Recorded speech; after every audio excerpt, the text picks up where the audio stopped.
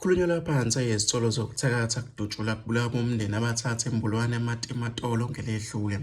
Kulesi sigameko esenzeke ngoLwesine kushona uNkosazana Sibongile Mpungose oneminyaka 60, indodakazi yakhe uNkosazana Noluthando Mpungose oneminyaka 34, nomzukulu uZekhethelo Mpungose oneminyaka 6. Kusende izingane ezimbili, eyodwa eneminyaka 14 okubika ukuthi isesibhedlela, bese kuba-ke neminyaka eyisithupha okuthiwa iphuma ingenamiyocu. Kwesinye isigameko esenzeke emva kwalesi kudutshulwa kubulawa umakhelwane uNkosazana Ngubane okuvela ukuthi uhlala ngezansi kwaMpungose.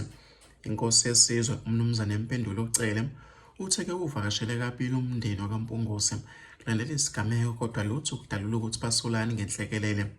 Noma kumndeni ungakazi usitshela ukuthi kwenzakalani, kodwa into ekhulunywa emphakathini kuthiwa-ke bayathakatha, kusho-ke uCele.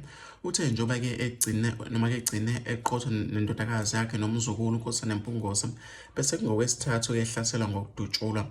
Kulezi zikhawu ezimbili ezedlule ubelokhu esinda, esinye sazo senzeke eminyakeni emihlanu edlule, kwathi esinye senzeka eminyakeni eminingi.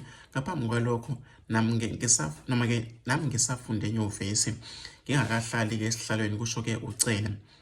Nokho-ke uthe uyawukhuza umoya wokunukana kwabantu ngokuthakatha endaweni.